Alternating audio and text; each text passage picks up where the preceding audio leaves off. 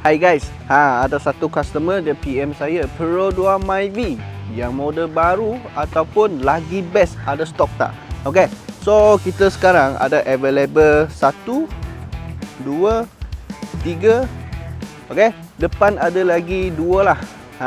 So kita ada around 5 hingga 6 biji lagi.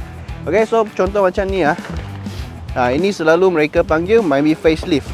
Okay, tapi untuk saya panggil dia Myvi Gen 3.5.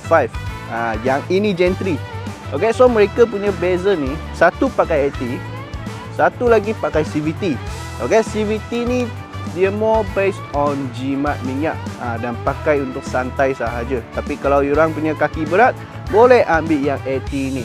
So mereka punya harga pun lebih kurang sahaja, bulanan 600 ke bawah. Kalau nak buat full on, bukan kata tak boleh.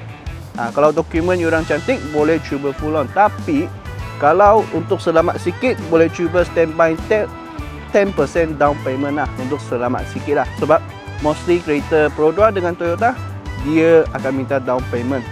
So kawan-kawan, kalau korang minat dengan Pro 2 Myvi, boleh PM dengan saya. Dan last, mari kita tengok ni. Okay, yang ni lagi best. Monthly pun lebih kurang sahaja. Okay, dalam range 600. Sebab ini pun model lama. Jadi untuk loan period dia akan pendek sikit. So you orang akan rasa mahal. Tapi contohlah dia tahun 2015, tapi korang loan 5 tahun sahaja dengan RM600. So bagi saya tu kira murah lah, sebab cepat habis loan lah. Kalau macam ini korang loan 9 tahun tapi monthly dia dalam 600.